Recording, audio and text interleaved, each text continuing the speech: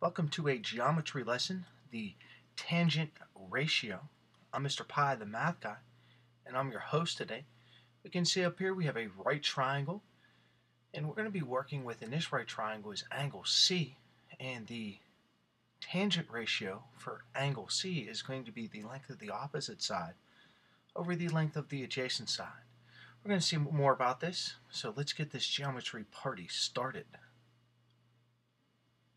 Here we're going to discuss the tangent ratio in more detail. We have the same triangle that we did in the opening slide, and in this slide we're going to be worried about the angle A. Everything about this angle in this lesson right now is about the tangent ratio and its relation to angle A. We could have the tangent of angle B. We wouldn't have the tangent of angle C because it's the right angle. So at this point we're worried about the tangent of angle A. The tangent of angle A is equal to the length of the opposite leg of angle A over the length of the leg adjacent to angle A. So the length of this leg over the length of this leg gives us the tangent of angle A. We could shorten this down by writing this as tan A equal to the opposite over the adjacent. And this is standard shorthand for the tangent ratio. Example 1, we have to find the tangent ratios for angle X and angle Y. So we're going to start off by finding the tangent for angle X. So the tangent of X is equal to, now that's the opposite side of X, which is 21, or zy, over the adjacent, which is xz. Substituting the numbers in, that would give us 21 over 20. So the tangent of x in this case is 21 over 20, or 21 to 20. So the tangent of y in this case is the opposite, which is xz, over the adjacent, which is yz. And that gives us 20 over 21. So we can see they are inverses of each other. Example 2, we're going to do some problem solving. And to do our problem solving, we're going to use RISE, where we're going to read, illustrate, solve, and explain. Well, we organize our work into 4 quadrants for read, illustrate, solve, and explain. So let's get to the read portion. When we read, we should take note of and write down any important information and the specific question in the read section. So let's go ahead and read. To measure the height of a tree, Noah walked 200 feet from the base of a tree and measured a 24-degree angle from the ground to the top of the tree. Estimate the height of the tree. So here's our question. We're going to start there with our read section. We're going to estimate the height of the tree. So that's what we have to do. We have to estimate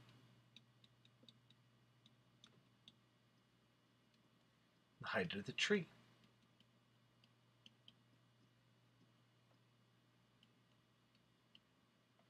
Okay, and what we know is that Noah walked 200 feet away from the tree. And then he measured, so he walked 200 feet away.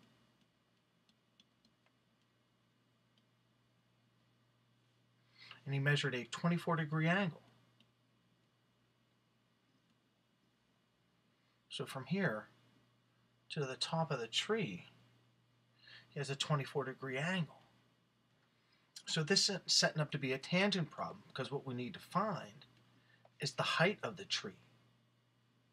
So using our tangent, that we know the tangent of any angle, we'll put x in there, is equal to the opposite over the adjacent side.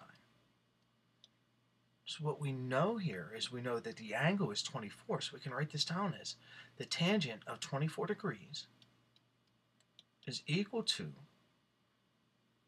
the opposite side, what we're trying to solve for, over 200, the adjacent side. From this angle, x is the opposite side, and 200 is the adjacent side of this right triangle. So now we have to solve this equation here, and we solve this equation by multiplying each side by 200. Now that's a step right there. It doesn't look like a step now because it's in the same color, but I multiply each side by 200. The 200s divide out, leaving me with x, and that's equal to, now on this side we have 200.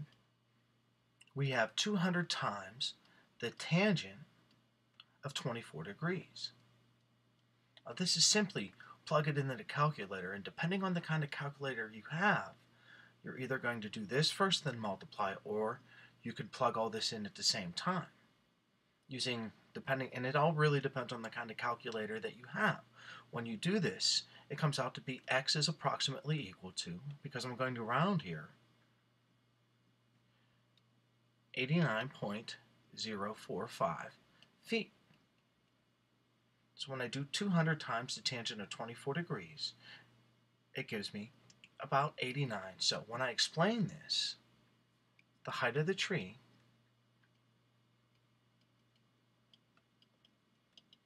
is about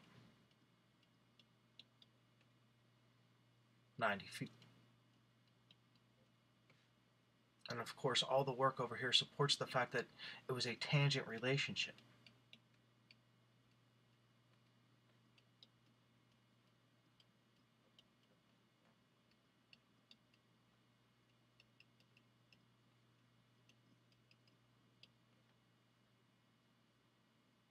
So here's using rise to solve a problem using the tangent. Example 3. Find the measures of angle R and angle T to the nearest degree. This ultimately becomes a calculator problem, but you got to understand how to set up the proper ratios. And there's really two methods to do this. And the first method I'm going to show you is going to be using the tangent of both angles. S is our 90-degree angle. And to find the tangent of T,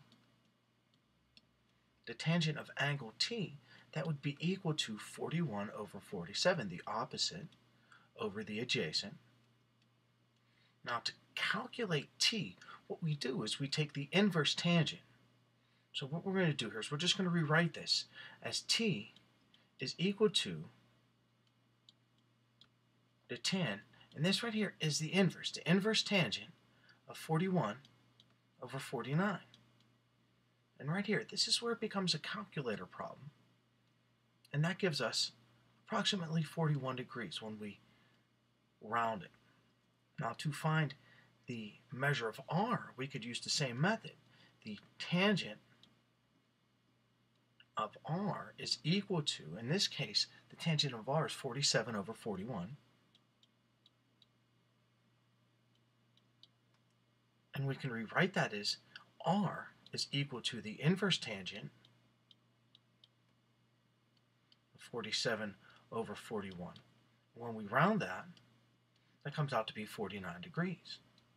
Now, the cool thing is since this is a 90-degree angle, the sum of these two angles should add up to 90 degrees, in which they do. 41 plus 49 is equal to 90.